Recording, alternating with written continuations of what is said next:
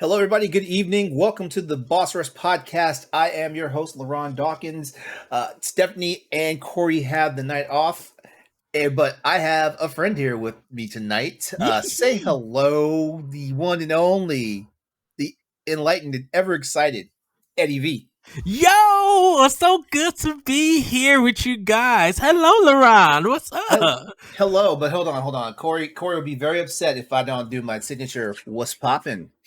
Yes. Ah, How's it going, man? it is going fantastic.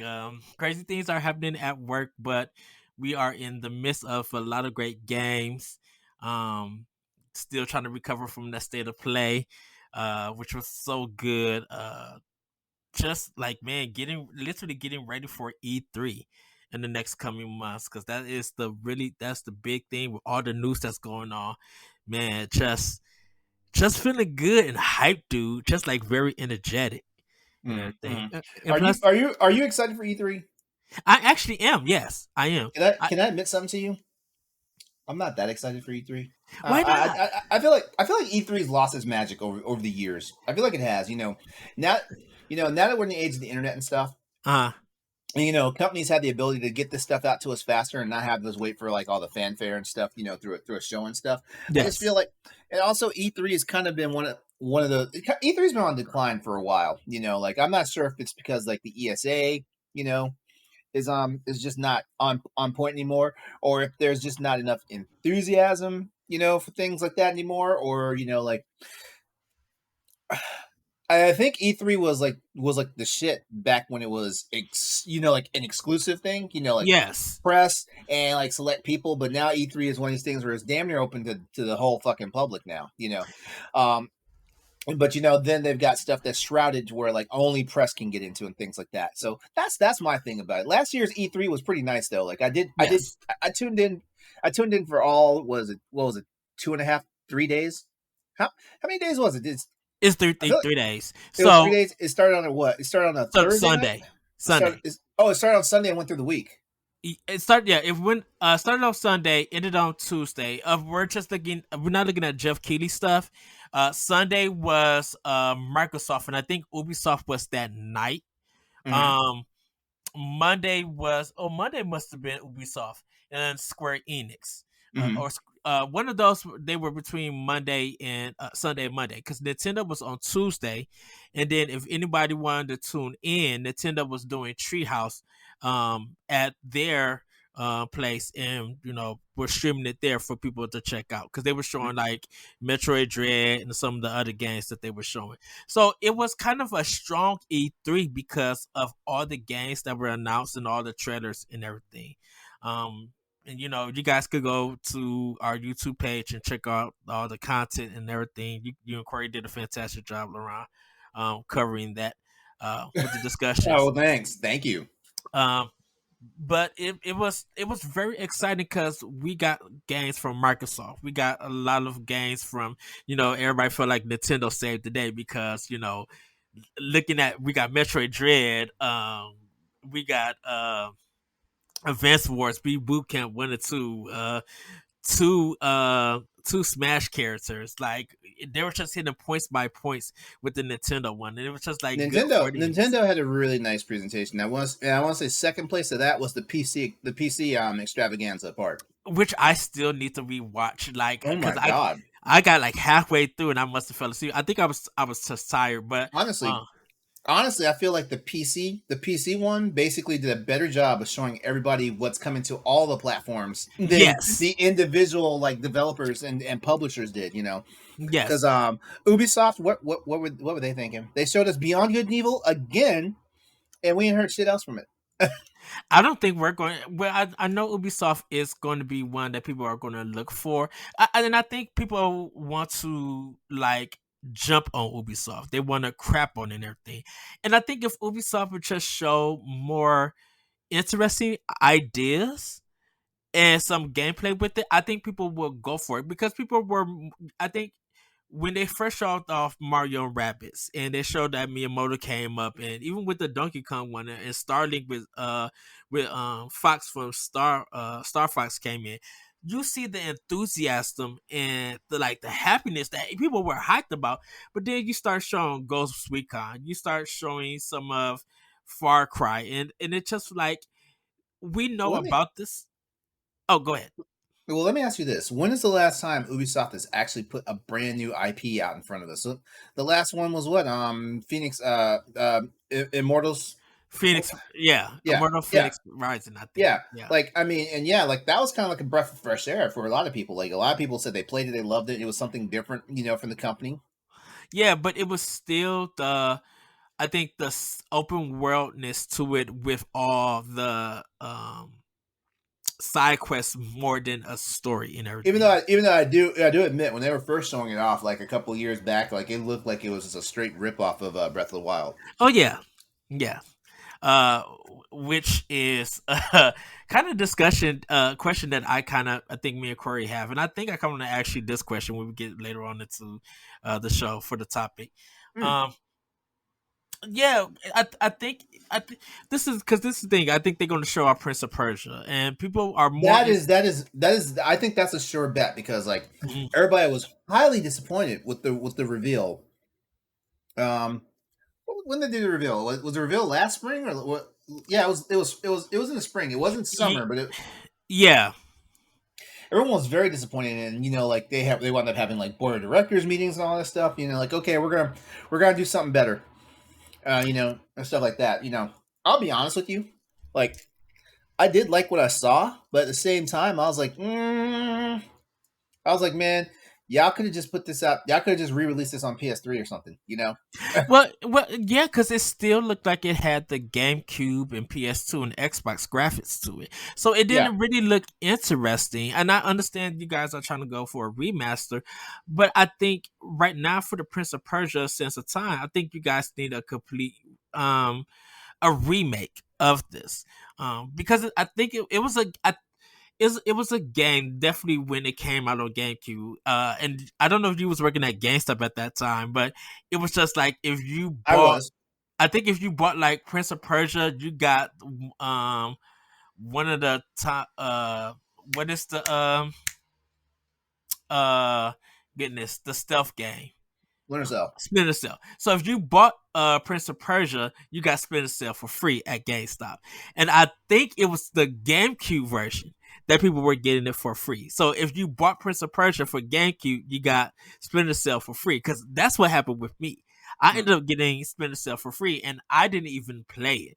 I think I ended up turning it in for something else, because I love Prince of Persia. I think I still have my original copy of that game. Hmm. It's such a great game, and it was so innovative because it was like that rewind feature was Hmm. so good. And now you kind of see it in games, like even Nintendo with the NES Online, the Super Nintendo, with even expansion pass, that rewind feature to uh redo your mistakes that you make, so you can Yeah, like kind of correct them. It's still a feature from kind of that game in a yeah, sense, and yeah. It was truly innovative when Prince of Persia came out. I can't say they did a lot. They did anything real with Warrior Within and what was the other one?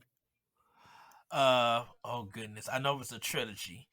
Yeah, I can't remember the third. I can't remember the title for the third game. Yeah. Um, and like, was it Warrior Within? The second one, like that one was so horribly translated and done. Like the voice, like the syncing of the voices were off and everything. Um. I couldn't even finish the game. Like so it was so ramshackle. So this is the thing with the Prince of Persia with me. So I got the first game on GameCube, and I had to get the other two on Xbox because you could not find the GameCube versions of those other two of the sequels. Oh yeah, I Uh, heard. Yeah, I did hear that that there was low publication of the GameCube ones. yeah, and I wonder why, because people did enjoy it on GameCube. Like I said, I played it on GameCube. The Two Thrones is the third one. Two Thrones. Okay, there you Yeah. go. So I was weird. It was kind of weird to see that the low like they didn't make enough copies for a GameCube because people who owned the GameCube were getting all the games that they could get on that system. So when it Mhm. came to Prince of Persia, when I went to GameStop, I was looking for the GameCube version because to me my PS2 was more of my RPG system and my Xbox was like my used game system. Uh-huh. But like my GameCube was just like first and third party, like first day sales or getting those games with some used games and stuff. Yeah. Um, I just couldn't find it. So when I got it on Xbox, I had to get the second and third one used because it was so weird not being able to find that. Mhm. Yeah, so hopefully like Ubisoft will have like a freaking stellar showing with with the Prince of Persia remake if they decide that E3 is the time to bring it back out and whatnot and stuff like Mhm. that. It's just every company kind of has like they have their freaking it's hard to, they have their game that's basically like their walk of shame. And right now, Prince of Persia definitely is the walk of shame game for Ubisoft, just like Cyberpunk is the walk of shame game for CD Projekt, Well, and Mass well, Effect Andromeda is the walk of shame game. Well, I don't know, like actually, Bioware has been effing up for a while.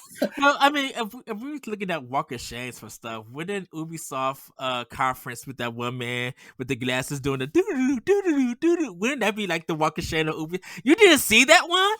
I know. It was before Was I. It was before. Was Aisha Tyler the host of that one? No. So she became the host of it after him because he Okay. became like a meme and everything, and people were making fun of the Ubisoft press conference because he was doing well, doo doo doo doo doo doo, and he had like on this blue jean shirt, like he was I don't remember that. Thank oh God. wow, yeah, Thank God. it was a big thing at E3 because everybody was wondering what the world was going on. Like people get on Nintendo for the Wii Music stuff, and but and with Reggie's catchphrases, but people keep saying the catchphrases like in a good thing.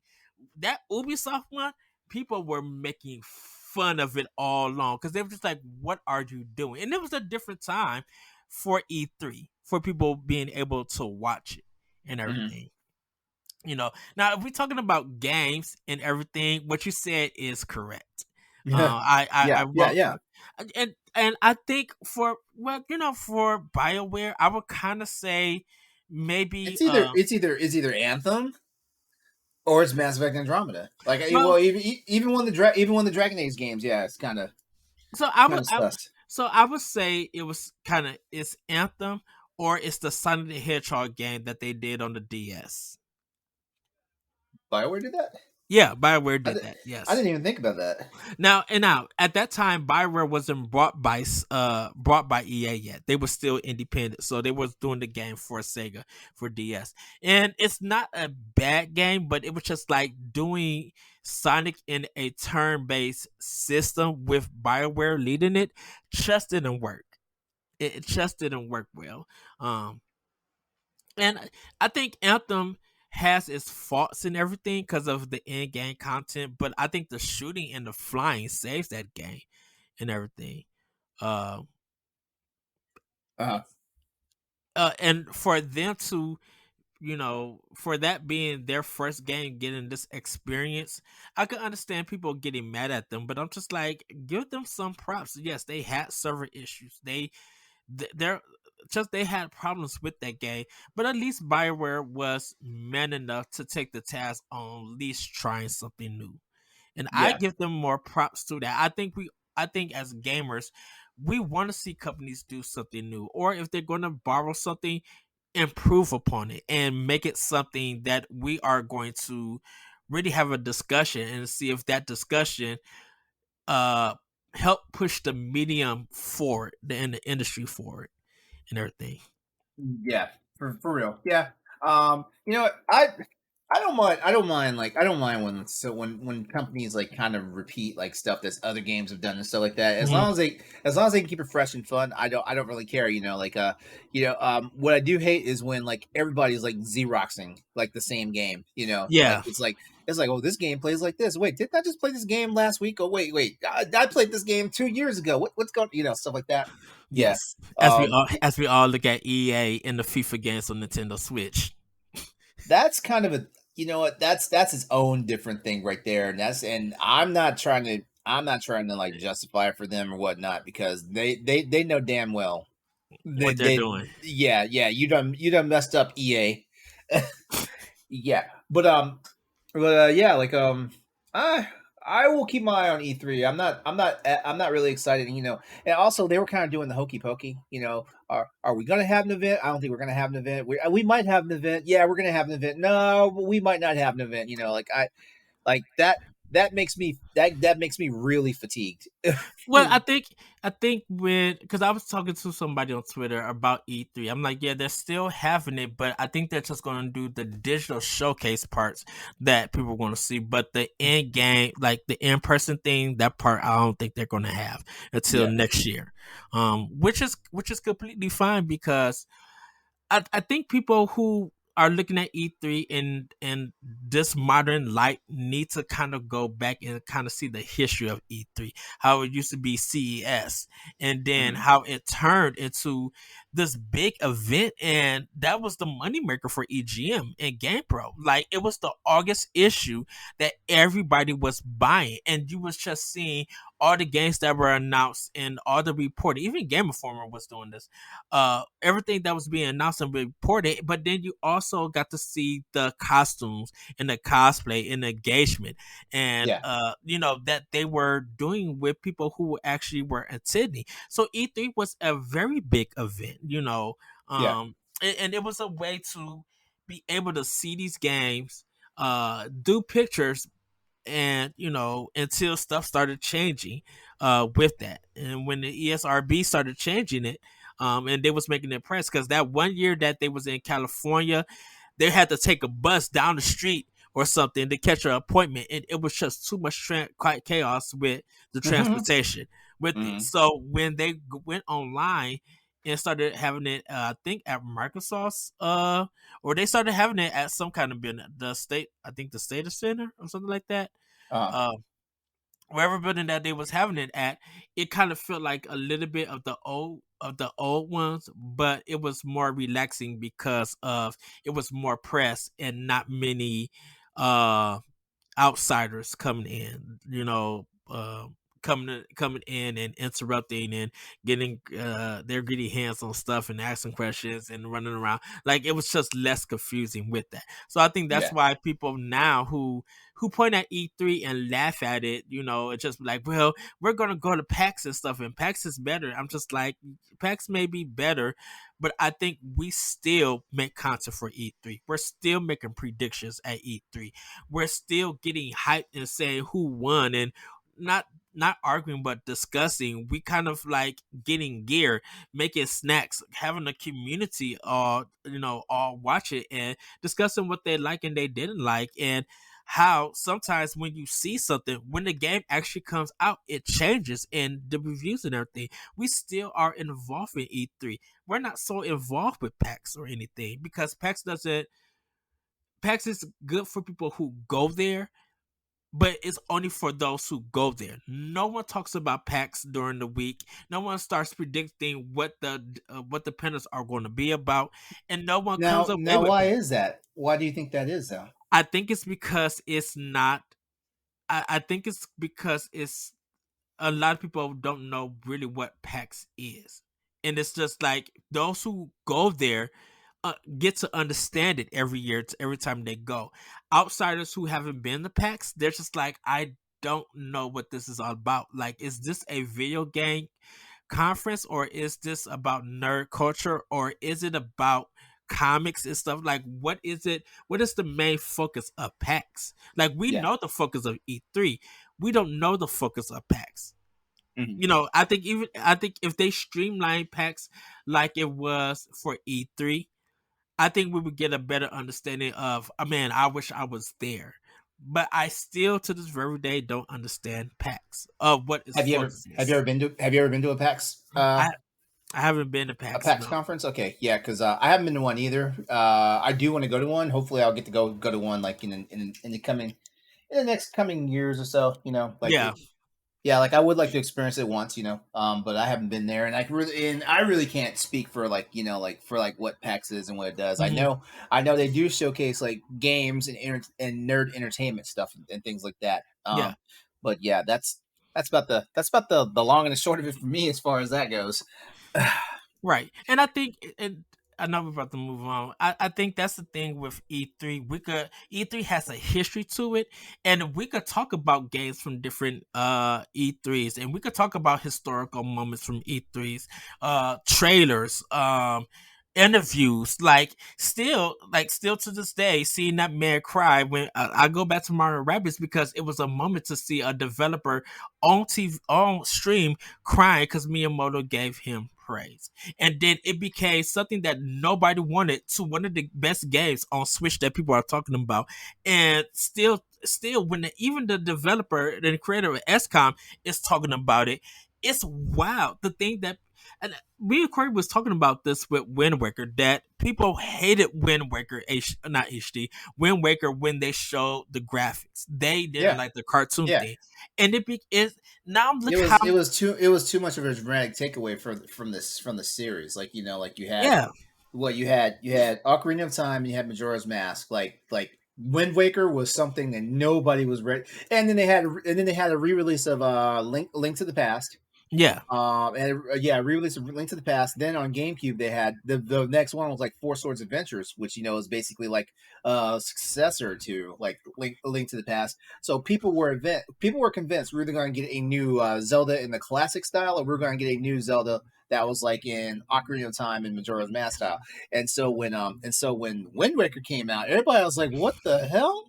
you know right and like it was something like it was like being slapped in the face with a wet fish, because because people literally were like, nobody liked the art style, nobody liked the art style, no one liked from the initial like reveals and stuff, nobody liked the art yes style, nobody liked the narrative style, nobody was feeling the combat, even though I feel like the combat is the one thing. I thought the combat I feel like Zelda games in now are basically just evolved versions of the combat from Wind Waker. yeah Yeah, and so that just people weren't ready for it. It's just like how people had a hard time adapting to Metal Gear Solid 3 after playing Metal Gear Solid and Metal Gear Solid 2. You know, yes people had hard. I had a hard time that, so I was like, damn, this is. It wasn't open world, but like it had what felt like open world, and I was like, man, like I am not. I still never got used to controlling Solid Snake out there and just like like a flat ass map, with 360. I never got used to it, and so yeah, I do understand. Like even I was like, ooh, this is the new Zelda game, and then like my roommate at the time, he was the only one that was in the house because I lived with two other people at the time. He was the only yeah person in the house that was even interested in. I had the GameCube though, so he just went out and bought the game. One day I come home from work and I see him playing Wind Waker, and I was like, "Did you buy that?" And he's like, "Yeah, I really want to play it."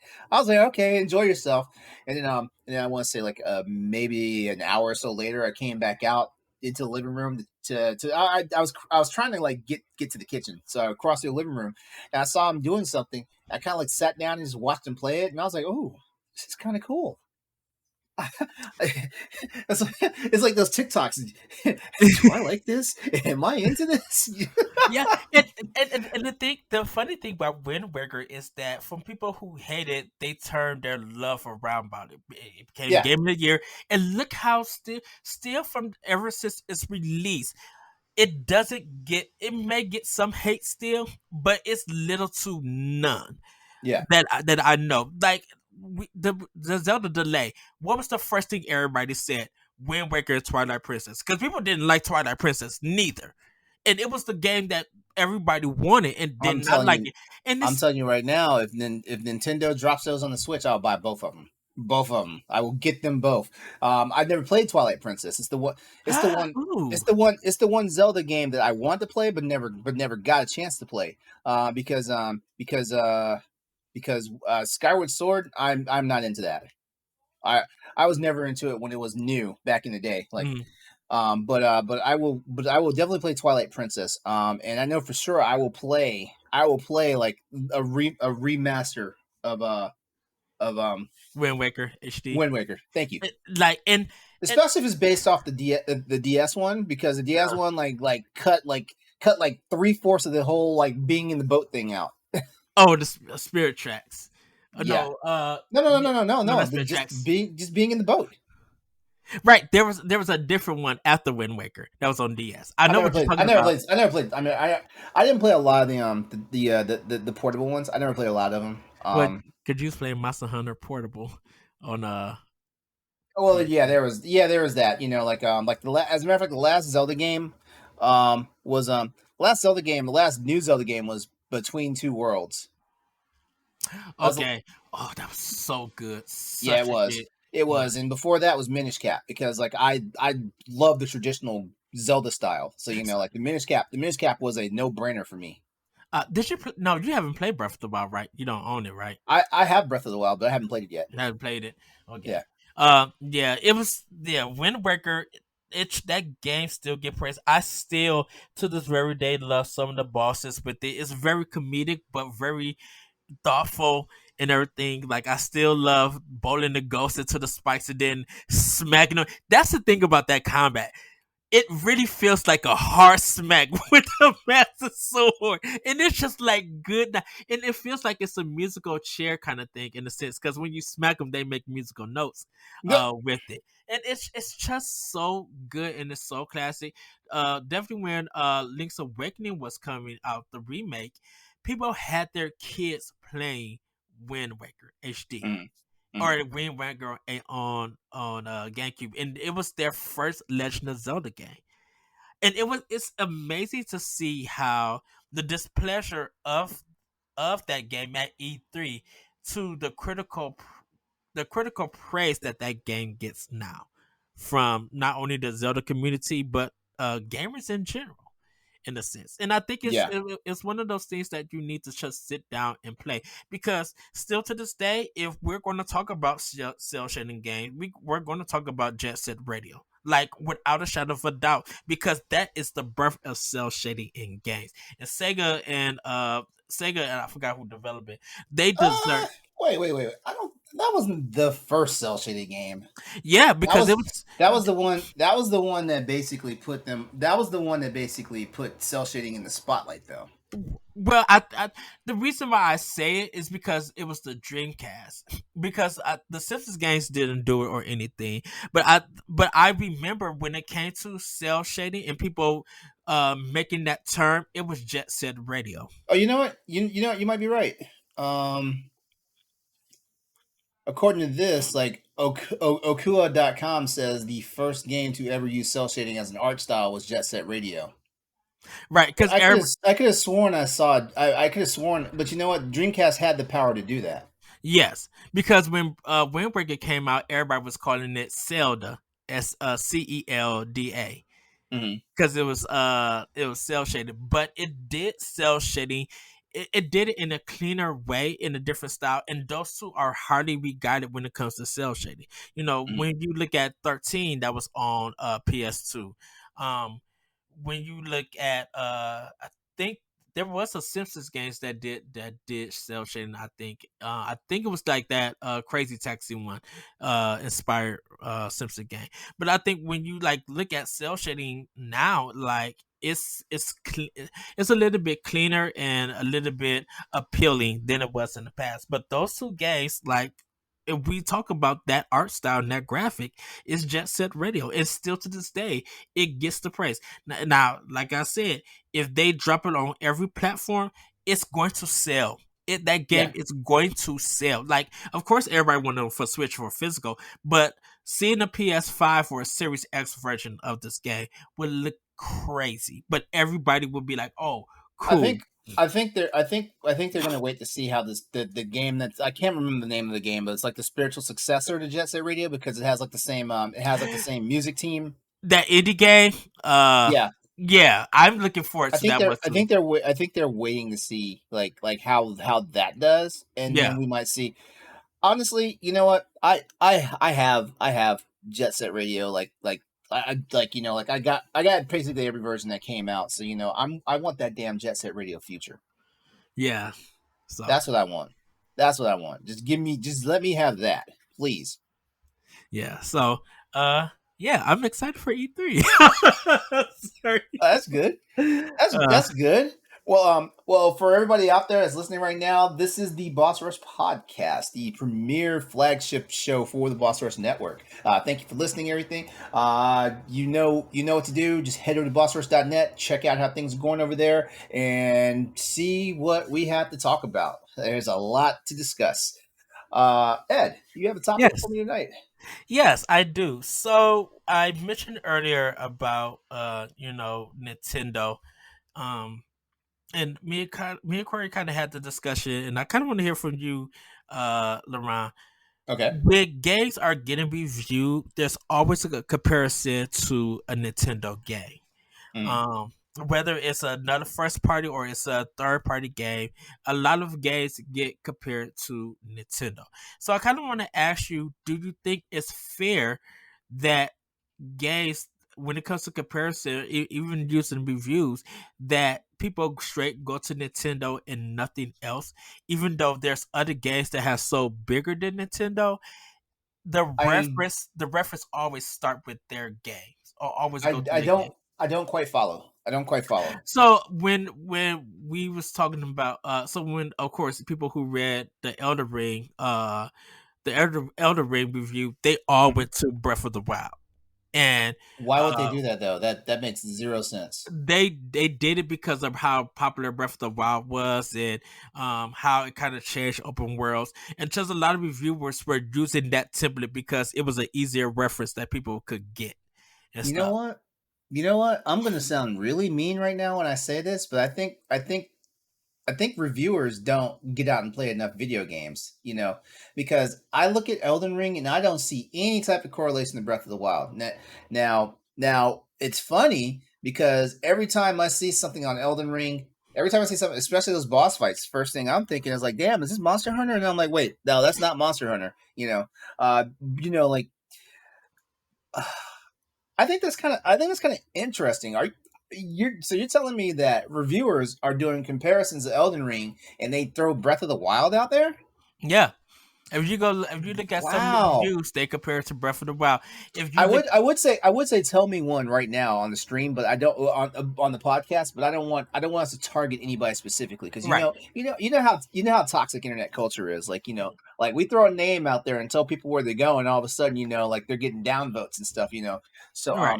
but Well, that's wild though because so in yeah, all seriousness, like when I write reviews and stuff, I never unless I know for sure a game is like absolutely copying another game. That's the mhm, only time I'll make a comparison to another game. Like for example, like Immortals Phoenix Rising. I haven't played that game. I have not played that game. So but if I played it and I found enough similarities to where like it did feel like Breath of the Wild, I would say something about that. well, even Just like even the trailer for that game, like we were talking earlier, they compared it to Breath of the Wild, and it was just, and I think it was just like when there's an open world game, I think Breath of the Wild gets compared to it because on how truly But open it is. why Breath of the Wild though? I Because mean, I think it's because it's that's more. not that's not that's not the game that set the pinnacle for open It's world well, games. the thing about it, it's not about setting the pinnacle of open world games. I think it's just because of how popular Breath of the Wild is and how it people feel like it changed the I don't what has changed the genre because what Grand Theft Auto was doing with open world, Breath of the Wild has taken that idea and just elevated to a higher standard where Grand Theft Auto cannot even be on that same level on Breath of the Wild. You know, because when you play Breath of the Wild, I think it's way there are points that you could go and get, but it's a scientific open world game. You find a way, and you play around with physics, and you still see that people are trying to break the game and stuff on how do we get to this area by doing this kind of trick, and the game allows you to do that. I think because of that open worldness to it, and that free flowing, that you're not in a hurry to get anything. Nothing's timing you. There's no mission. There's missions in it, but it's up to you on how you want to handle that mission, or if you want to go there. It's just so free forming, and it doesn't hold your hand, that people just like, there's no other game that's like this. Mhm. You know. My brain's still kind of broken that people are comparing Elden Ring Breath of the Wild. Well, My brain's still kind of broken. I'm like, shouldn't you be comparing Elden Ring to like Dragon's Dogma? You know? right. Well, yeah. Well, because the thing about it, even with when Tactics games come on, a lot of people don't go to Final Fantasy Tactics anymore. People go to Fire Emblem. Like, that has become the strategy game of, I guess, this generation, that people go to and talk about. Like, Uh-huh. and I think it's because not a lot of people remember Final Fantasy Tactics or played it, but when they look at a Tactics game, strategy game, Fire Emblem always comes up to it. And Mhm. I think it's because of the popularity of Fire Emblem Awakening and the present games that follow after it. Mhm. When we talk about platformers, everybody now, if you don't go to Crash Bandicoot or Spiral, you go to Super Mario 64 or Super Mario Sunshine or Galaxy and stuff. You go to those kind of 3D games. If we're talking about party games, Mario Party comes up first. If we're talking about arcade Okay, racing, see, now I can understand the Mario Party thing because yeah. I think Mario Party is like the only game in town. If I'm being honest. Well, even if we think of arcade racers and stuff, Mario Kart comes up. And I'm not talking about arcade racers like Forza Horizon or like that kind of. It's still Yeah, a simulation you're game. talking about kart racing games. Yeah, I Yeah, get you. I get you. yeah. You know, like, even when Blur was trying to humiliate Mario Kart, and Mario Kart Well, dominated Blur. that was their own damn fault. Yeah. It's just like, when we think of adventure games, uh we we mentioned Symphony of the Night, but it's still Metroid to this very day. Mm, It's still Metroid. I think the only game that doesn't get compared is Metroid Prime when it comes to first person shooters, because at a point in time, it was Halo being the game that everybody was comparing first person shooters. Now it's kind of like a uh Call of Duty kind of way, but like Metro Prime did something different. Like, it was a first person adventure, not a first person shooter, because of the way that the controls were, and that it was just this world that you was in. It wasn't nothing level based like those other games were. You know, but it's kind of funny. Like, I think there's little games that get compared to non Nintendo, like Final Fantasy. Sometimes Final Fantasy games get compared, but we still talking about New Game Plus, so Chrono Trigger, so that might come in. uh People might use Dragon Quest for some of the games. um Maybe Gears of War now, but that was really Resident Evil 4 that inspired Gears of War. So, with the over the top, over the shoulder gameplay. But there was at a point in time that Resident Evil 4 was getting compared. Um what was it going to compare to? like a game called like Cold Fear and stuff. There was like some offbeat survival horror games that played, like, that was going for that over the shoulder feel that Resident Evil 4 was doing and Hmm. stuff.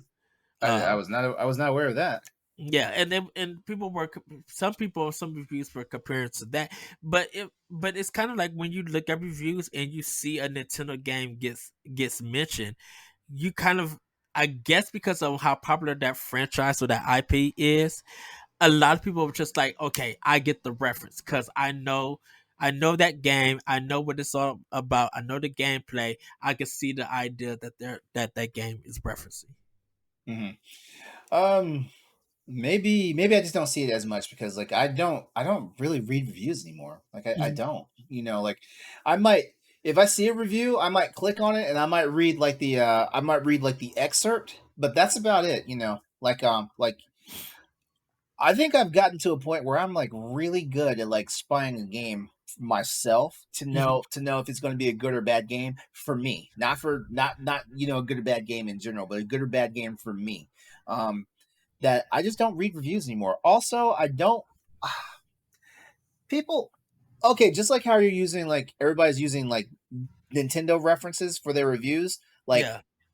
it's very hard. It's very hard for people to not have biases when they go into reviews. Like I think the review process gets sullied a lot because people do that. Like I mean, the last what's the last review I wrote? You know, it's been a while. Like I haven't even written a Metro review. Dread. Oh yeah, thank you. I was like, because I was about to lie and say I haven't written a review for Boss Rush yet. Okay. Okay, so I wrote the review for Metroid Dread, and do you notice I completely focused on Metroid Dread? There was not a single time, and if I did throw comparisons in there, it wasn't even like comparisons of like this game to this. Like when I talked about some of the features that are brought over from Samus Returns, Metroid Two, from Yeah. you know and stuff like that. Yeah, that was a direct reference, you know, and stuff like that, or stuff that carried over from Super Metroid and Metroid Fusion. That was a direct reference, but beyond that, you know, my that Metroid Dread review that I did is not sullied by any type of comparison to another game. Like you know, I'm I'm in the moment for the game that I'm reviewing. I'm not in the moment for. I'm not half. I'm not. I don't have one foot in and the other foot standing on. Let me see. Metroid Dread. See, I can't even make a comparison. What if I make a comparison to Metroid Dread? It's going to be compared to Super Metroid. Well, I think it would be more compared. Well, I, see, I think that's the problem that how to compare to Super Metroid. I think it's because of that remake of Samus Return. And I think it's because um of like the gameplay ideas coming because like yeah like how do you compare it because unless you're matching Metroid Super Metroid versus Metroid Prime 3 because the reason is that even though the world is connected, it's not like you're shooting a door and now you're into this world. No, you're taking a train to travel to another section, and that's kind of how Metroid 3 was. You had to get in your ship and go to another planet in order to continue the game in progress. Yeah, You know, yeah. So I don't know. I don't want to shit on I don't want to shit on game reviewers, but I think game reviewers need to be a little more need to be a little more objective and a little more regional of how they original of how they approach their reviews of the games and stuff like that. Because if you're telling me that a lot of games new games in this day and age are being compared to like Nintendo games, like it's like y'all have problems. well, I think the thing is, I understand why they're comparing it to Nintendo games. It's an easy reference. It helps the reader understand, you know, what they may be getting for this. But I'm You like, know what? You know what? You're a terrible writer though. If you can't use your own words mm, to give someone a picture of what it is that you're trying to say. but I think what I'm trying to get to is just like I think I asked Corey and not to get nobody upset. I was asking Corey, I'm just like, why is it Sony and Microsoft games, which are big sellers that people recognize, why do they don't get compared as much as Nintendo does? You know, why has Nintendo IP been that popular and been that influential to other game makers Yes. Yes. That Sony's and Microsoft's Nintendo is doesn't? Nintendo has created a generation of gamers that it left a mark on like at least two generations. The NES left a mark on at least two generations of gamers, Mm, and to the point where like it's kind of like how I say like you know like the like things will change when like the old bastards in Congress you know die out and stuff like that. Same thing yeah. applies when like all the people who are like and I'm one of them. I'm really romantic about Nintendo, even though I'm like one of Nintendo's biggest cynics, you know, these days. You know, like I'm one of them too. You know, like Nintendo. There are certain parts of Nintendo that's put on a pedestal for me. There's other parts that's like you got to get up off the floor. Come on, come on, go ahead. Like it's like go ahead, girl. Give us nothing. Like that. You know, uh, you know. But yeah, I mean, like I'm a fan of Nintendo. I'm also one of their bigger cynics, and stuff like that too. But Nintendo has an influence on like at least two generations of gamers. Like if we look at NES to Super NES era, like yeah, like I mean, Nintendo's got their hooks in people and stuff like that. So yeah, like Nintendo is still influential enough that I guess I can see the part where people are just like, oh, Resident Evil 2 remake plays like what's a I can't even think of a Nintendo game that it would play like, you know what I mean? And you um, see that's so I and you see okay. that's me So because I look at Resident Evil 2 and 3 remake and I'm like man, this is almost Uncharted slash Tomb Raider, so the thing with Resident Evil 2, not the remake, but the original one, it's kind of like you see Resident Evil 2 and then you see Eternal Darkness. And it's just like, Now see that oh I see that's wow. you. That's you because But I played Eternal Darkness and I didn't see that. But I think it was the way that the control was, how it was kind of like you had to hold a button to make your attack stance, and then you had to like kind of move the analog to shoot at different places and everything. It wasn't as free roaming as what I'm saying. But Mhm. with Eternal Darkness, you kind of had that same gameplay, but the sanity effects enhance the survival horror uh aesthetic to it in a sense that Resident Evil hasn't done yet. Like if Nintendo was allowed to let Capcom play around with sanity effects, that that series would really change. Mhm. That series would be different if Nintendo allowed Capcom to do that. Because it's just like you're now wasting ammo on zombies that might not be there. You know, you might actually go into a room and hallucinate, and it might be like, what the heck? How did my why is my game looking like a Street Fighter 2 battleground? Or why did I run into this house and it's ghouls and ghosts or something? Like do something like Capcom was invented to do something crazy because of some sanity effects. Resident Evil would be a whole completely different game, but it would be an interesting different game. Yeah, okay. You know what? I can't say anything about that. uh, Oh man, okay, okay. That was a good topic. I feel like it's a little out there, but it's not out there. It's not out there. For like the substance of your topic was phenomenal. I'm just still reeling from the fact that like I'm gonna open up a review now, and I'm gonna be paying attention to see like where all the Nintendo references are at. It's kind but of crazy. and I think the reason why like I said, I bring this up is because of course, seeing Elder Ring and stuff, it's just still seeing that Breath of the Wild get compared and mentioned a lot, and it's just like you. Sony and Microsoft has some of the biggest franchise. Why are they not mentioned for other games? Why are their first party games are not mentioned in reviews, mentioned in a lot of discussions? When it's compared to like third party or other first party games and stuff. Why is it not mentioned and stuff like The Last of Us Part Two?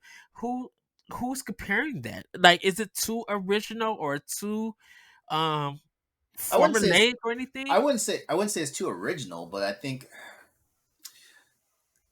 I feel like Last of Us Two, like it stands out. It stands out. Like I do remember seeing some comparisons to like Resident Evil and stuff, but I think they were trying to lump it into the same category as all survival horror games. But maybe it's the fact that like a lot of these games now do something extremely different that it's hard to make comparisons to. Like God of War didn't 2018 God of War didn't get compared to anything. They tried to compare the 2018 Spider-Man game to the previous Spider-Man games, and that Mhm. kind of crashed and burned. Uncharted, they they tried trotting out Tomb Raider, like the old school Tomb Raider games, but and then I was like, oh wait, this is something completely different, you know. Um, let me see what other Sony franchises. Ratchet and Clank and Jack and Daxter. I can't remember hearing them getting compared to anything else. Honestly, I wish I had a better pedigree of Xbox, franchise. Mhm. I'm pretty sure Halo is getting compared to Call of Duty and Medal of Honor. Yeah, You remember Medal of Honor's thing? Remember yeah. that?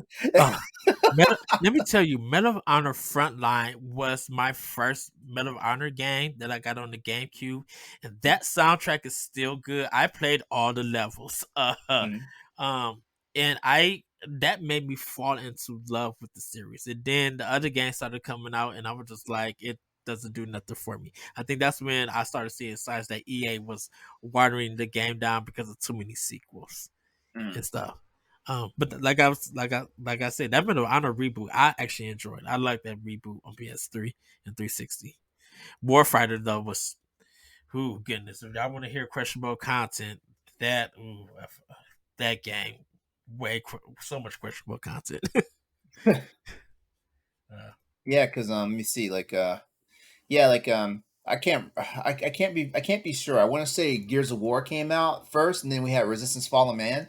And I mhm. remember there being comparisons of Resistance to Gears of War, but a lot of it was more like the game moves a lot faster than Gears of War did because let's just say it what it is. Like those Gears of War games, like everybody runs like they got molasses in their ass.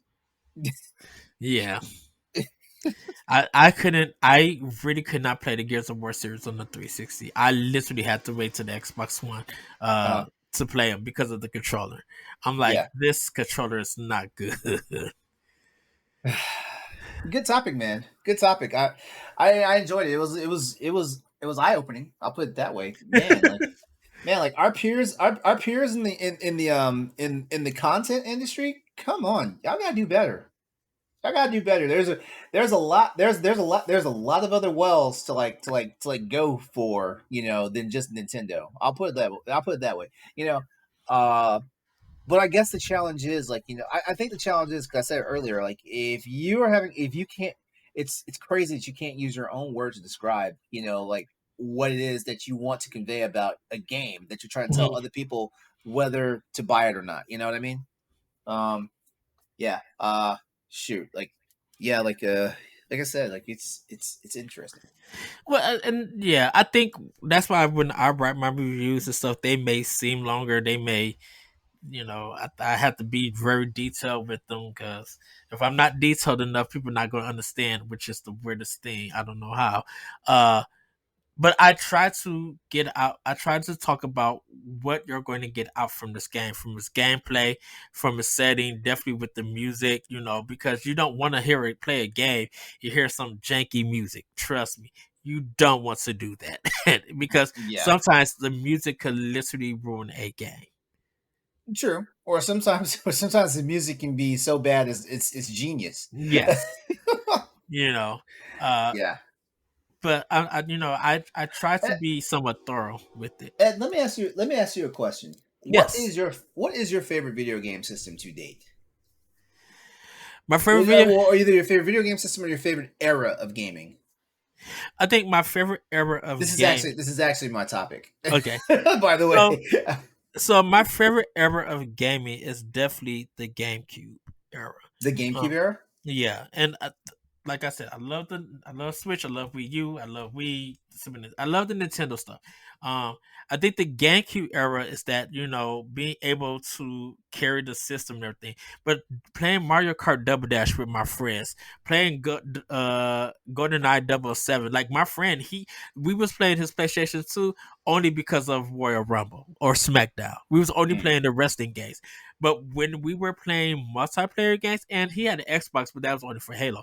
When we was playing a lot of multiplayer games and other stuff, we were literally playing on GameCube. I remember going Friday night after work, going to his house, having a pizza and some drinks, and we were playing literally GameCube to 1 or 2 o'clock in the morning. mhm. Playing Tales of Symphonia, um, the Yeah. memory cards and stuff, being able to find a lot of games at GameStop or other places that, for GameCube, because I'm like, I know if I get the GameCube version, it's going to be hard to find, and it Mhm. literally was. It's still to this very day. People think that if you when you buy a Nintendo system, I tell people, if you get a Nintendo system and there's a particular game that you want, go ahead and pay the money, because by the time it gets to where you really want to play and you want to find a copy, they're gonna literally jack the price up, you For know. real. Yeah. But like with GameCube playing Twilight Princess, it was still it was a thing that my mom did for Christmas. That when it came to video games and stuff, before I started buying my own, when it came to video games, she'll find some good deals, or she'll buy me a lot of stuff for Christmas. Zelda was my Christmas games every time it came out, until Mhm. I started buying it. Like I got Twilight Princess for my GameCube, and she knew I had it. I had one. She bought it me for Christmas, and I disappeared. Like it's one of I literally was gone playing Tales of Symphonia. Like I rented that game from Blockbuster then until I ended up buying my copy, and it was just like I'm so into this. Uh, Playing Super Mario Sunshine, Beautiful Joe, and it was just like yeah. Oh my this. God. Beautiful Joe was a treat. I was a big supporter of Clover, and Oh, Clover Studio was one of the best. Oh my God. I took I have never taken a vacation for a video game, and the only time that I mean, I took a day off and stuff, or sometimes it would happen. The only time I literally took a 5-day vacation was when I bought Okami, Mhm. and I reserved. That was my first and only PS2 game that I reserved at GameStop, was Okami. and it was the game that I got Okami, and I took a 5-day vacation from my job, and that's all I literally played on the big screen was that game.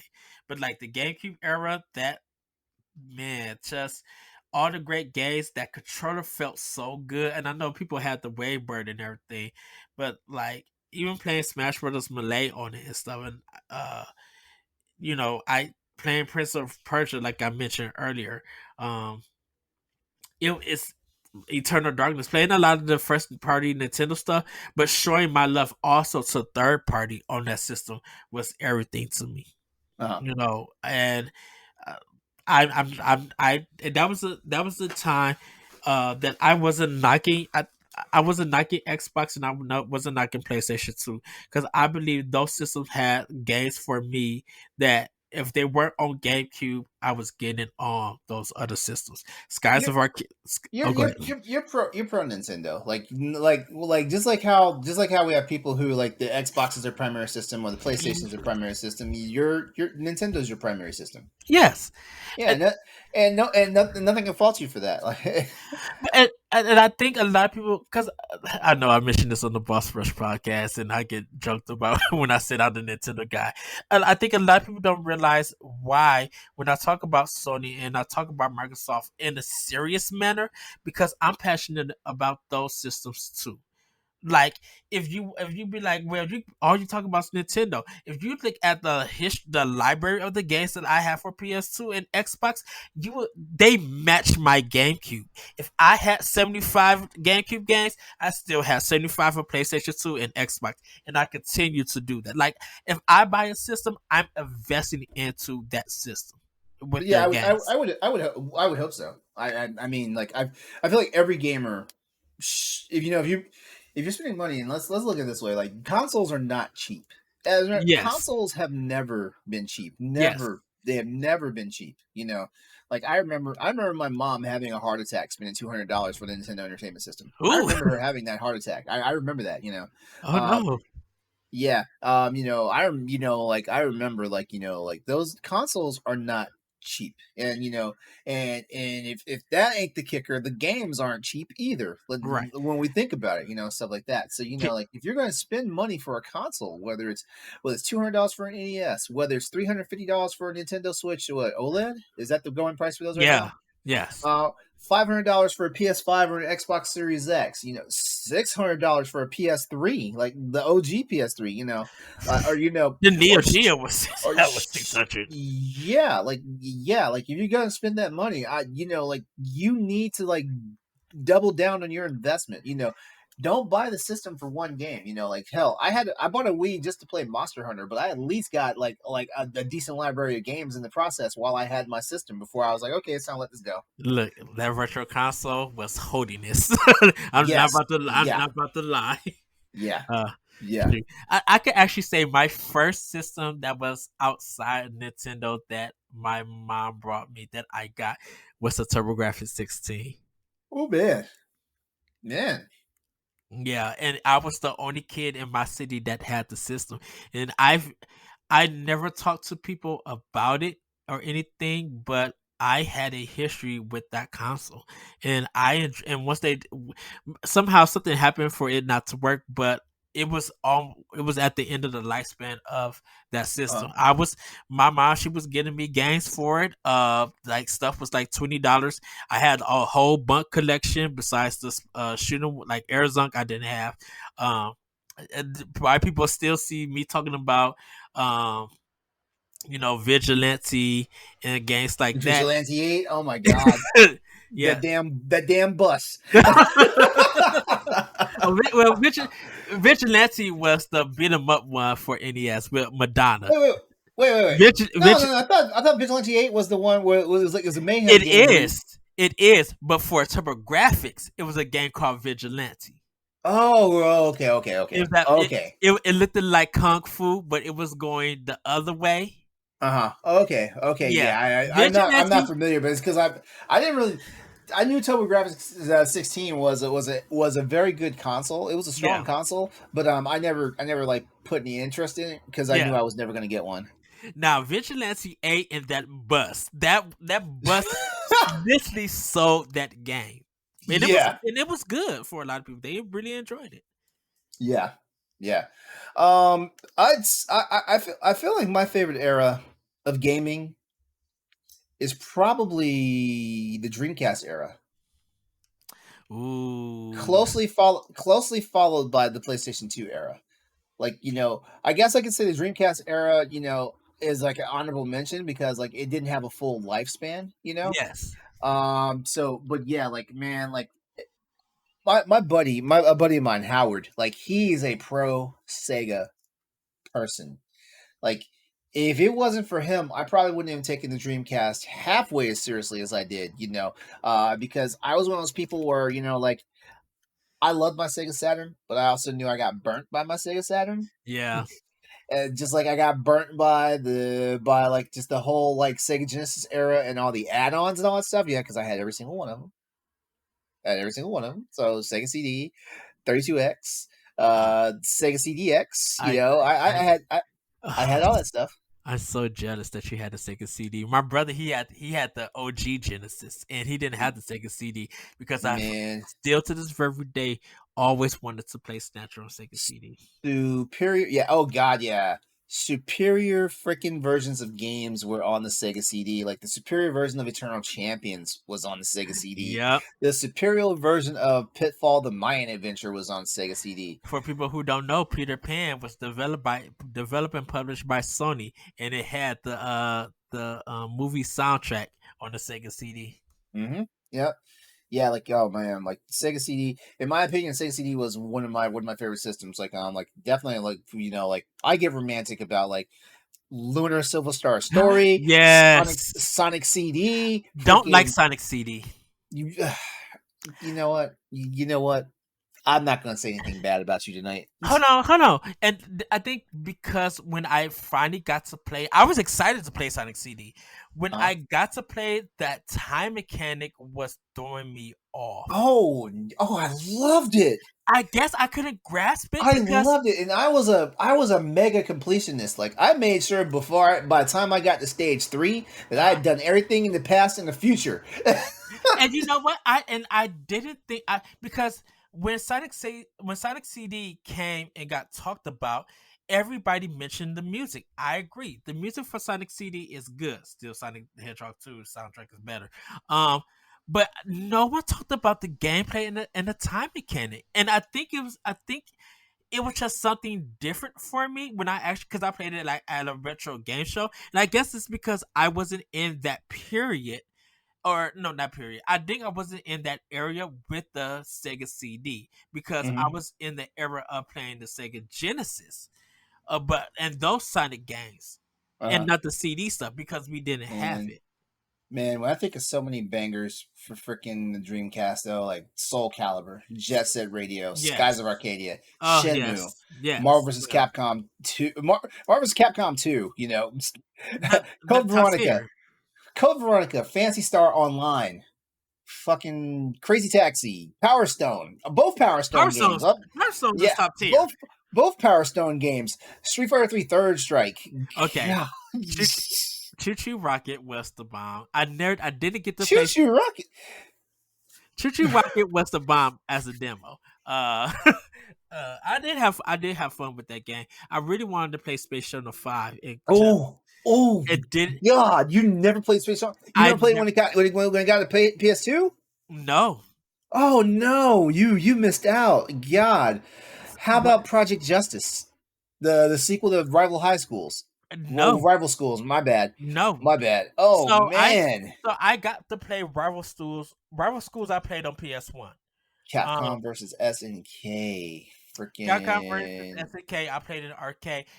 It's one of those things that not everybody was carrying. Like GameStop or Target and a lot of places weren't carrying the games that was hot on Dreamcast. Because I got my Dreamcast after my brother got his.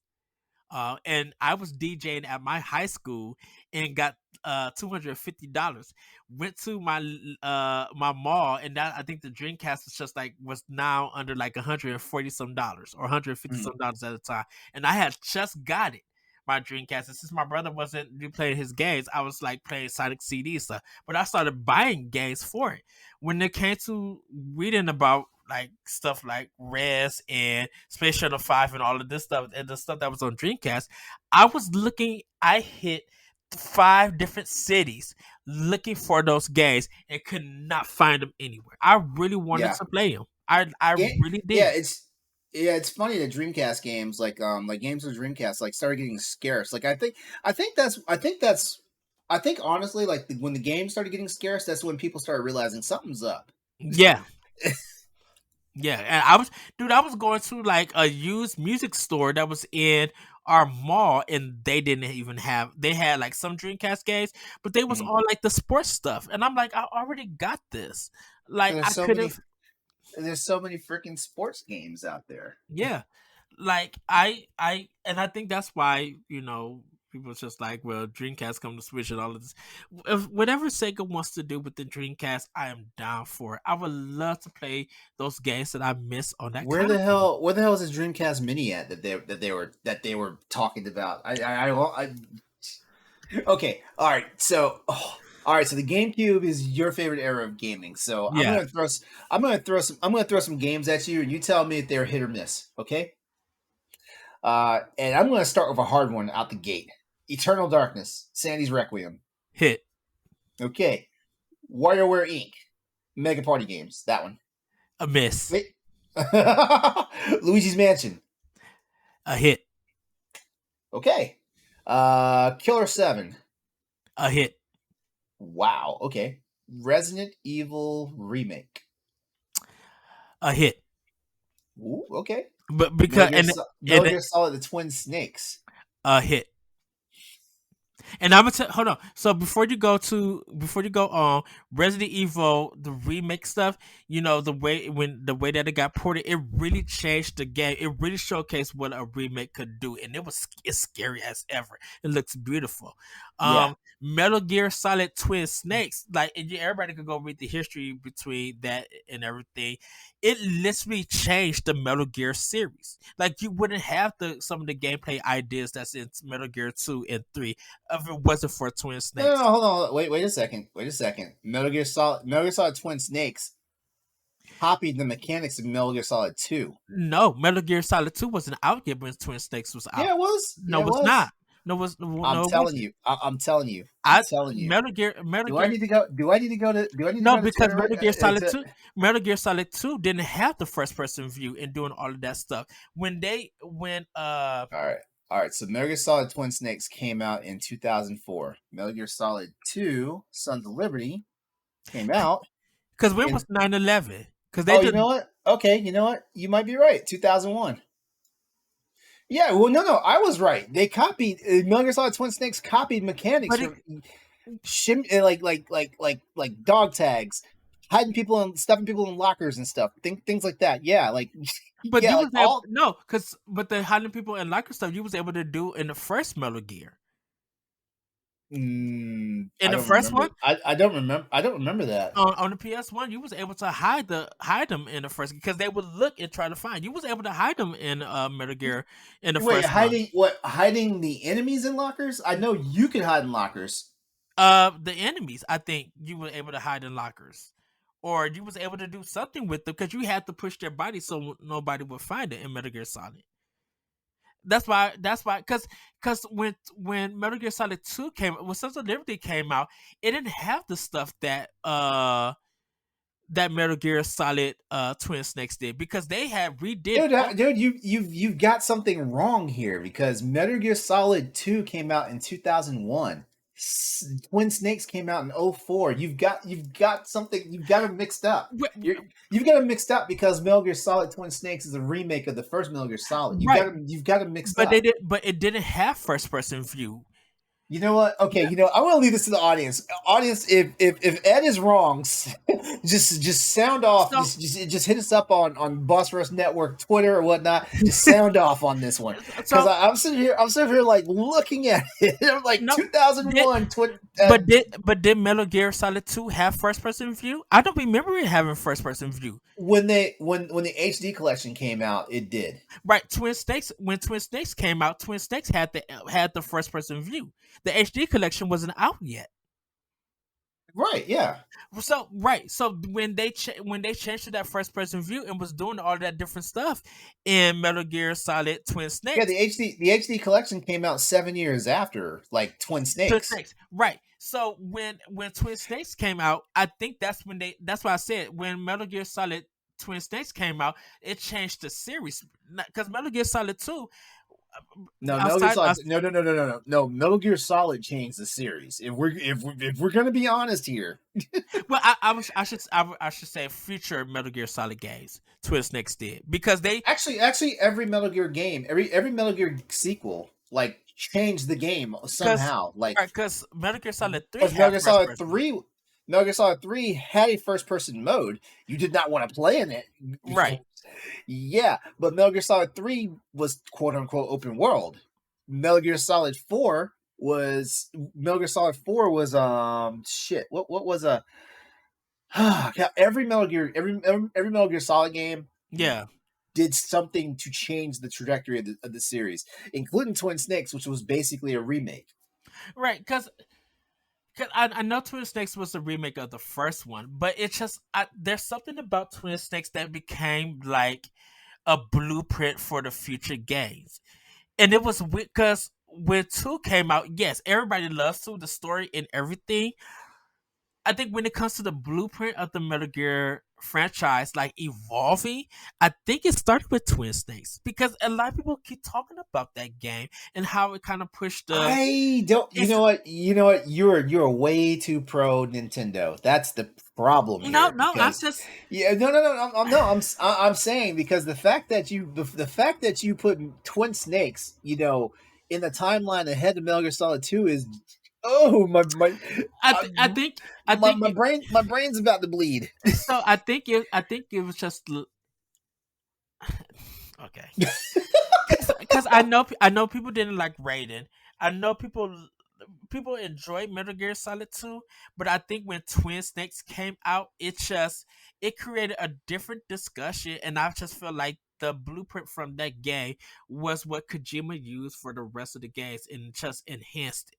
Just was adding more and more because Mm. because I don't know how do you talk about Metal Gear as a series without talking about Twin Snakes. Well, that's oh. It's easy because most people never had a chance to play it, so most people won't talk about it. Let's let's be serious. Let's be serious. There is a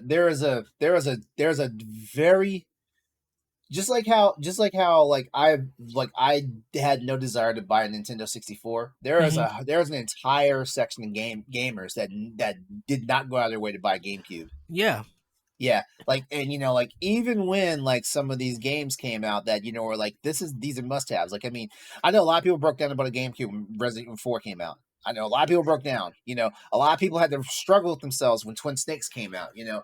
Stuff like that. I, I Um, kind I kind of want to do a feature that going to that era, how many first party games from this particular company or this company got game of the year, and then how many came from third party, because I have a feeling that yes, I think Sony has a lot of them during PlayStation 4. Microsoft may have some, but I gotta go research it. I know Nintendo has a lot, mhm. because still, and we're gonna get back to your questions. Um, Still to this very day, I'm shocked that the 3DS Link Between Worlds took game of the year when it came out. Like a 3DS, like I think Nintendo may be the only console and uh handheld company that there has been a game of the year on each console. And I don't think It's Sony I can't really argue with that or because or, I or don't each know. or each platform that they release besides the Retro Boy, that got discontinued. So, Uh huh. but go ahead. You can ask LeRon. I'm sorry. I know everybody's probably entertained. There go Eddie and LeRon arguing again. Like, no, we're just trying to clear some things up. But Yeah, well, I'm trying to clear some things up because, bro, you saying uh, 26 came out before freaking Sons of Liberty? I'm like, because ooh. because I remember that game got delayed because of 9/11, and I thought it got delayed a year, and I thought Twin Snakes 9/11, came 9/11 happened in 2001, nine and the eleven game happened. the game came out in 2001. It didn't come out on time, but because they pulled out they had to go back and pull out the stuff that had the Twin Towers Right, just depicted in it. right, and I think that's why I thought they delayed it, and I thought Twin They didn't Snakes had delay it came that out. bad. I thought If they, yo, a delay that big would have hurt would have hurt the overall. because how quick were they able to take that part out and edit that game and stuff? Let's see. Metal Gear Solid, Sons of Liberty. Let's find out. Um, delay. I should put delay in there. Because I know I think it was the intro part that they had to change. That's why I'm just trying to wonder, like, was it a month after 9/11 happened? I don't think it was that soon. Hold on, I'm looking. Things analysis, development. Uh,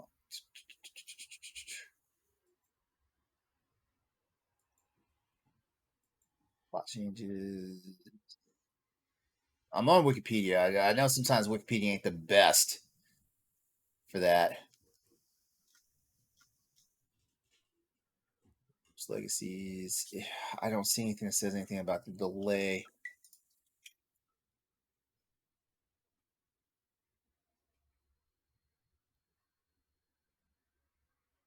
I don't know. I'm sorry. I don't want to put a whole bunch of blank air in the dead air in the show. I'm just trying to find out.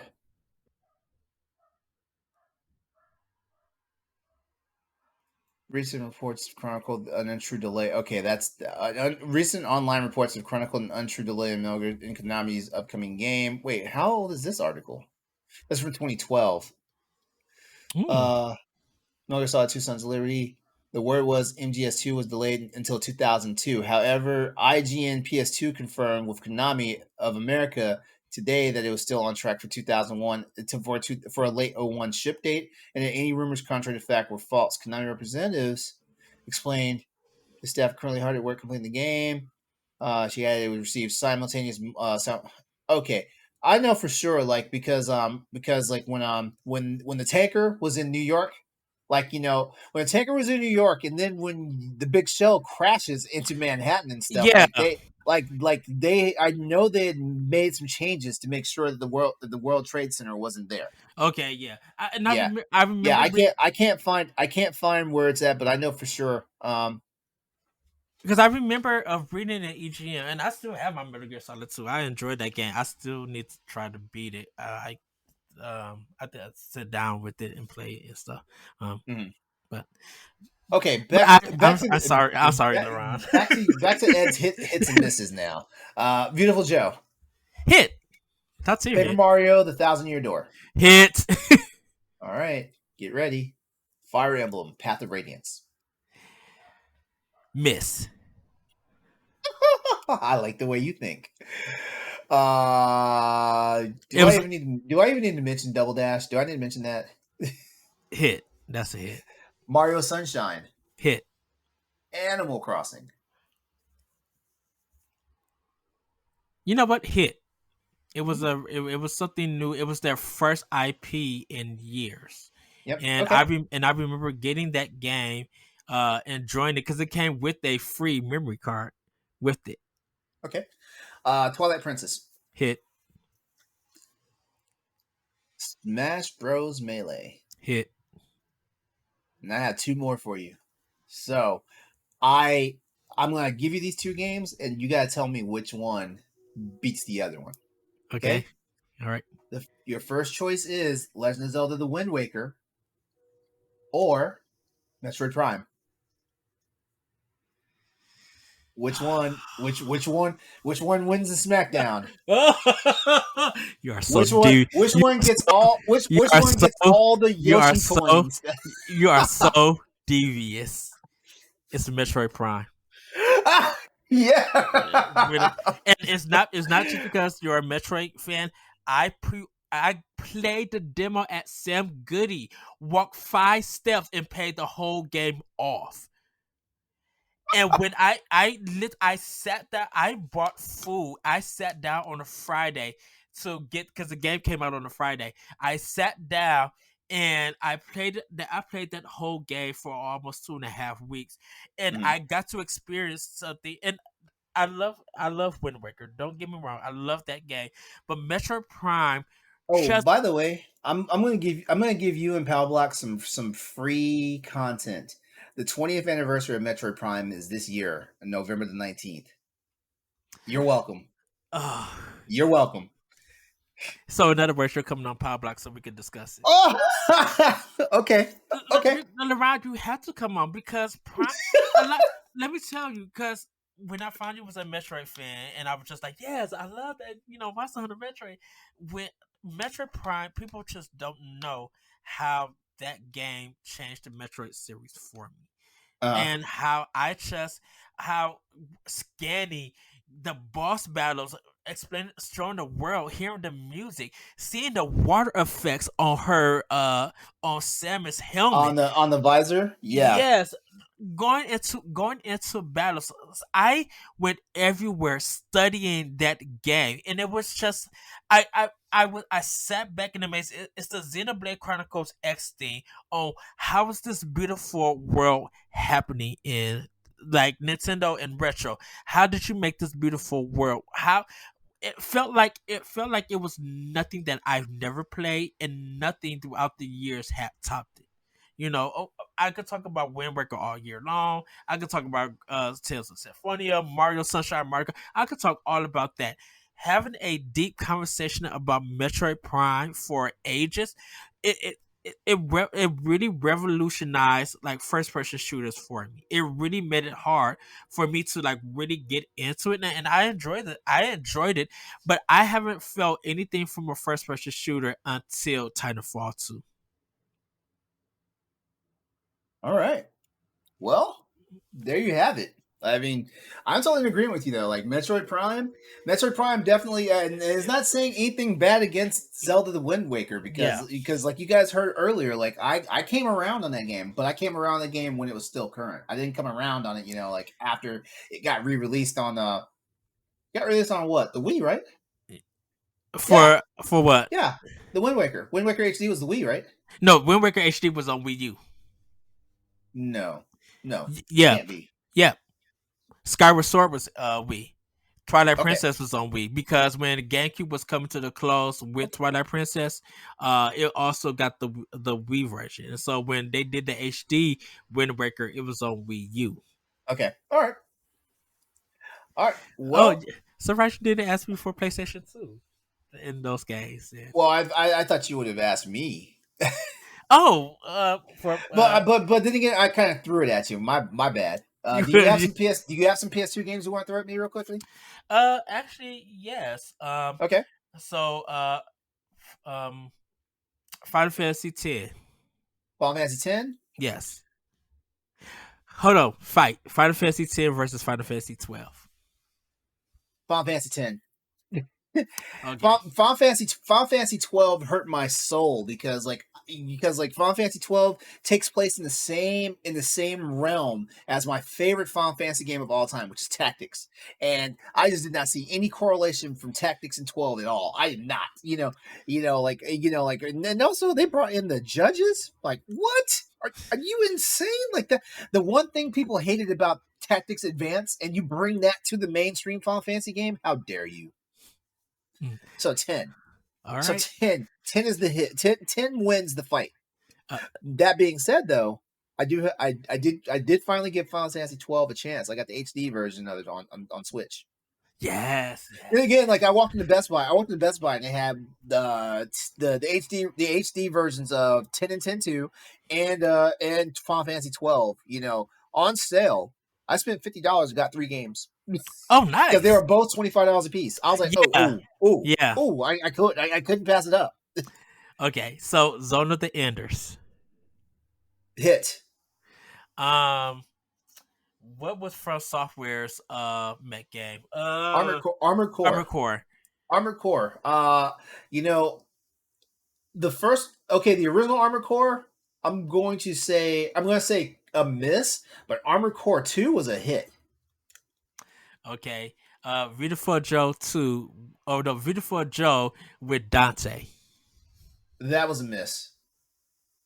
That was a miss. Really? I feel like they lost the magic. When they added Dante on it? Yeah, yeah, Okay. that was a miss. Dragon Quest 8. Was that the first one for PS2? That was the first Dragon Quest game to make PS2, right? Yeah, because Dragon Quest 7 was on PS1 and nobody didn't like that one. Let's come back to that one. Okay. Uh Devil May Cry. Hit. God of War. Devil May Cry 2, trash. God of God War. of War, hit. Um uh goodness. Um uh Dang it, I wish I had my PS2 games with me. Um The Suffering. Ugh. I'll be honest with you. I'm gonna say miss. I wasn't really a fan. I wasn't. Like I gotta say by the time we got to the PS2 era, I was starting to lose my love with survival horror games. Uh-huh.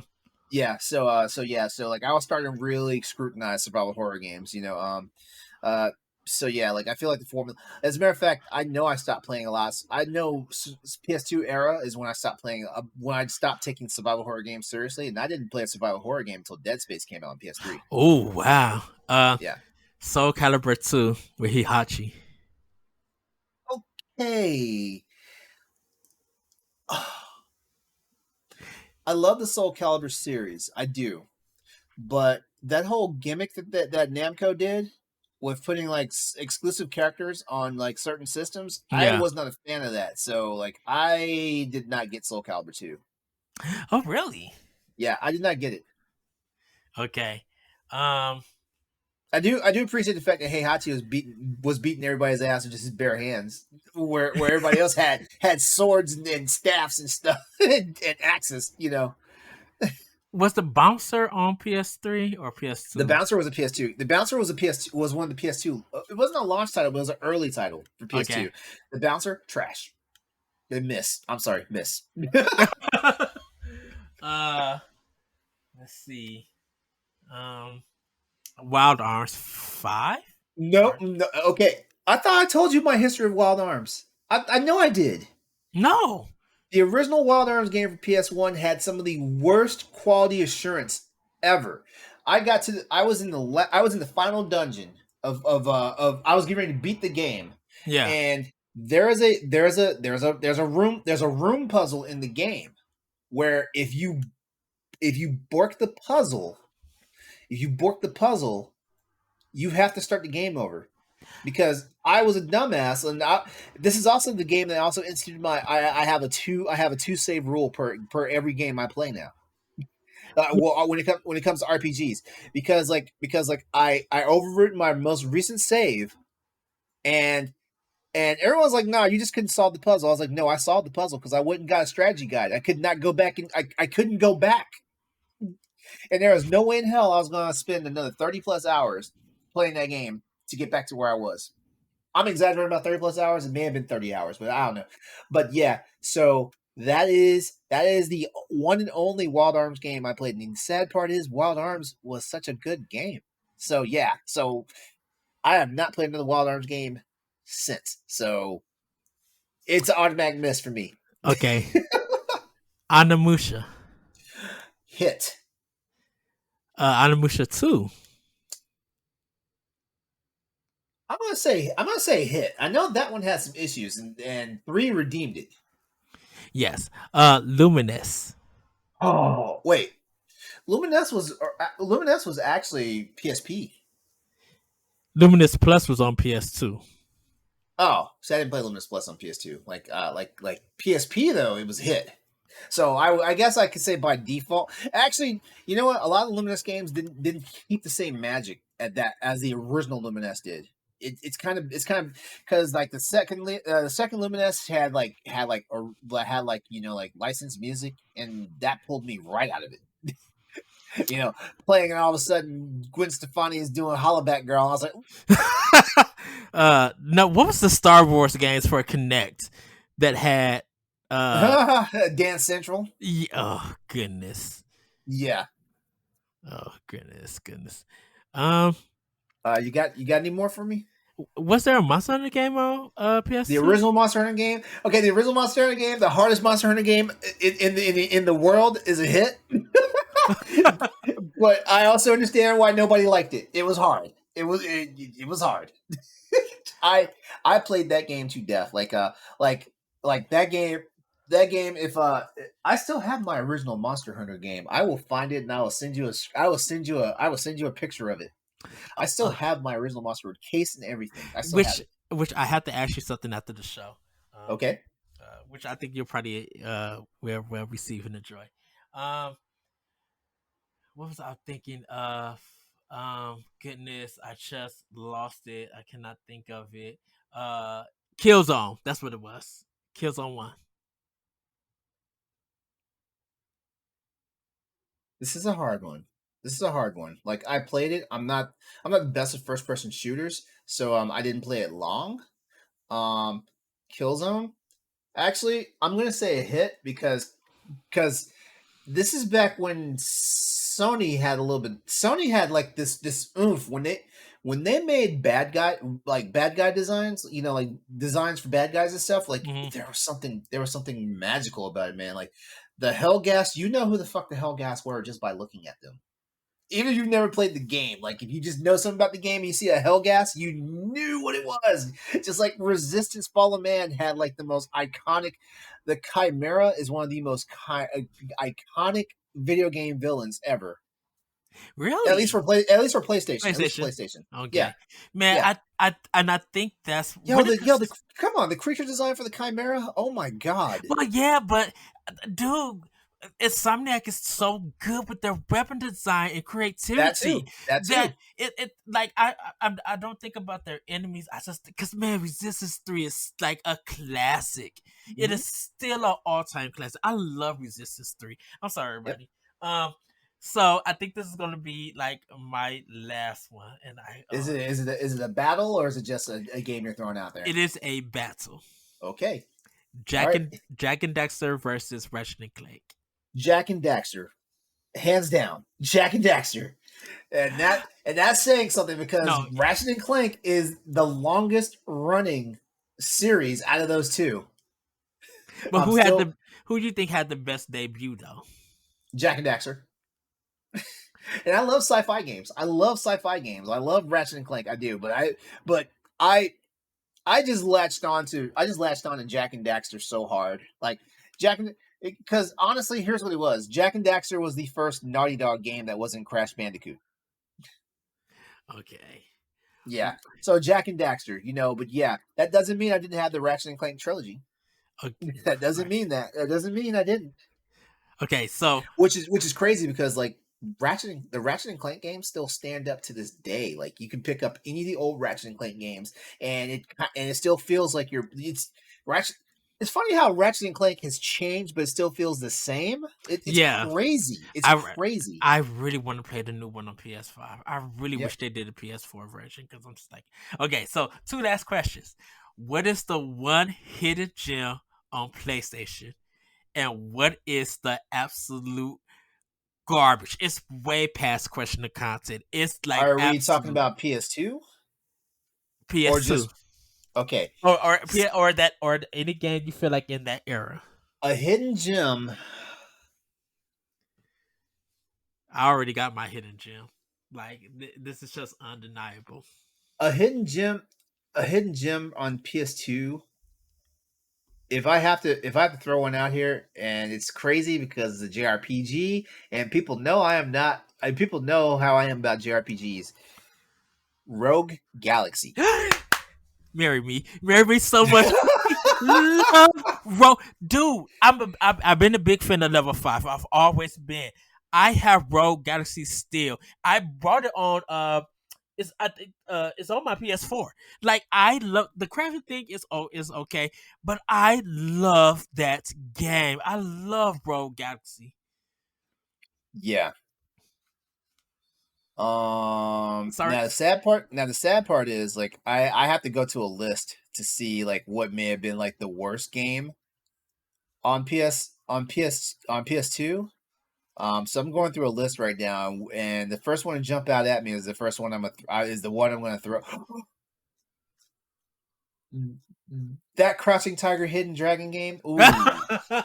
Ooh, ooh, ooh, yeah, yeah. I remember trying to play that. I remember trying to play that. I was like, oh no. And you know what? It's bad too because like like we know how licensed games are. They're never good. They're Yeah. never good. So what was I thinking that Crouching Tiger, Hidden Dragon was gonna be something? Oh wow. But I know for me, my hidden gem on GameCube was Ikaruga. Which wasn't even an original GameCube title. It was a I Dreamcast title. and the thing about it is I've never seen it on Dreamcast in America. I imported it. Oh, you I did? I spent the $80 on Play Asia for that game. I didn't know that Atari published it and it was a treasure game because I'm like, You know it was Treasure? no, I didn't no because like Radiant Silver Gun was on Saturn, but I'd never seen it and I was a big fan of Treasure because of Treasure are people who left Konami that used to work yes. on Gradius. Yes, because they're the one that made the Alien game that's on the Sega Genesis on Switch. That it's the not Alien Hominid, that was someone else. Um their game just came on Switch for Expansion Pass on the Sega Genesis. Because they Okay. have right now they have Gunstar Hero in that game. Wait. Gunstar Heroes. Y'all didn't tell me Gunstar Heroes on Switch. You're dead to me. Wow. They showed it in the trailer when it was announcing it. When they did the Sega Genesis games, Gunstar Heroes was in it. I don't recall. Yes. I don't recall. Maybe you're not dead to me, but I'm gonna act like you're still dead to me. Come on, LeRon. If you get it, just be like, Ed, let's two player this because I want to play this game with two player. I love Gunstar Heroes. My absolute garbage game. Oh goodness, and I'm sorry, everybody. It's not on the GameCube, but it is on the PlayStation 2. Grand Theft Auto Vice City. That's flying the airplane ruined the whole Vice City experience for me. I did not want to Uh-huh. play that game after I tried, and it's part of a mission that you have to do. I was just like, this is hot garbage with molded cheese on top. I'm sorry, everybody. I know I know your I know your history. I I just don't like that control was like, and I was kind of enjoying Vice City, but that control I was just like, oh no, this is all kinds of wrong. Like Pilot Wings is better than this. Top Gun on the NES by Konami might have been unplayable, but it's got better flying. So, but yeah, it's back in your hands, LeRon. You know what? I'm sitting up here trying to get freaking Gunstar Heroes on my freaking. Let me go ahead and close this show. I want to go ahead. I want to go ahead and thank everybody for tuning in tonight to the Boss Rush podcast. Yeah, this was fun. This was fun. This was It fun. was. Before we head out, please let everybody know where they can find you at. You guys can find me on Twitter at that Retro Code. You can check the Nintendo Pop Block live on Mondays and the recorded shows on Wednesdays at Boss Rush Network, bossrush.net, and on our YouTube page for Boss Rush Network. You can also catch Optional Opinion on SoundCloud. I will be bringing out new episodes with that. Sorry, everybody. I just literally been busy. But the next episode is going to be dealing with multi-platform sales versus single console sales. Is it fair or unfair? And it's going to be a really good discussion. Hope you guys will check it out. And then the one after that is talking about house music in games. So that's going to be a good one. So basically, we're gonna hit some Streets of Rage. We um, what else? Why is Streets of Rage the first one that jumped out at me? Rod, you already know. I'm just like, send me that Tekken soundtrack because I need to know which tracks that tech. Let's shoot. Okay, so side note, everybody. I found this new song called "Teardrops" by the Wow. Never heard of the group, so when I sent it to you, LeRon, you're just like, "Oh man, I remember this." I'm like, "Where did you hear this?" I've never heard that track until I heard it on YouTube, and I literally been begging it. Like I love Good track, right? it's so good. I've been choreographing in my head to that song. Like really like outfits, positions. I literally haven't even started the dance move because that's one of my kind of weight loss plans is actually choreographing and dancing and stuff. Uh-huh. And I heard that and it's just like, man, I want to get back into dancing, stretching out, and doing a routine to that song. It is so good. I didn't know I would like. And then there's a game, a song called "Love Me Again" by Ray featuring Just Glenn. Uh, that got like this Redford Red remix that's just banging. Like this is some Chicago house track. Uh, Now we won't be doing the Jersey mix of the slap for the Oscars. We won't be doing that. But yeah, everybody. It's called "Down Down Get Down," which is based off a house track by Paul Johnson, and it's talking about house music and games. We're going to be going through Streets of Rage, talking about Mizuguchi, and how he put his influence with some of the games, and then why Chest Shapes and Beats is one of the best modern games with house music in it. That game you were talking about was Alien Soldier. Yes, that's it. That's the Yeah, one. because I just put the Sega collection on. I'm such a terrible person. No, you're All right. great. You're awesome. All right, as for me, you can catch me on social media at Exodus803. That's also my Twitch and YouTube channels, and also that is also my gamer tag for PlayStation Network as well as Steam. Definitely hit me up Tuesday nights on my Twitch channel, twitch.tv/Exodus803 for Crossroads PlayStation. Oh, it's no longer Crossroads PlayStation Podcast. Whoops! I've been saying it for so long now, but episode 75 kicked off the official Crossroads podcast, because now we don't just talk about PlayStation, we also talk about PC and Xbox as well. It's still mainly a PlayStation Can show. can I say I told Austin I was just like when I was plugging it I call it Crossroads, the next gen podcast. Oh, the next gen podcast. That actually sounds pretty cool. They have to work on. They have to work that in somehow. Yeah. And also don't forget, I am also the lead host for Boss Rush After Dark, the alternative podcast show for the Boss Rush Network, where we talk about everything that's not considered content appropriate for our flagship shows. So so just just stay on it right there. Don't forget about our Patreon, Boss Rush Network Patreon, where you can get a lot of content earlier than everybody else. Yes, so there's that. Pay attention to that, please. Don't Yes. forget, hit us up over on Discord. Join our Boss Rush Network Discord, and have more fun with us while you're there and things like that. Uh, This has been episode. What? Oh, also, everybody, I am host of Nintendo Expansion Pass. You guys could get that a week early if you also join us on Patreon. Me and Yep. Corey and guests, we talk all things. We don't cover Nintendo Pop Block, but that's all things Nintendo related. We recently just dropped the Turtles and Tetris discussion, so you can go check that out. But we got some great content that's really coming, so check that out. Nice, nice. This has been episode 127 of the Boss Rush Podcast. We thank you for joining us here tonight, or listening to us on the podcast feeds. We will definitely be back for a new episode. Don't worry. Corey and Stephanie will be back next time you hear us. You have a good night. We love you. Play games. Be better. Be safe. Don't slap the shit out of somebody. Bye, everybody. Woohoo! Good night, y'all.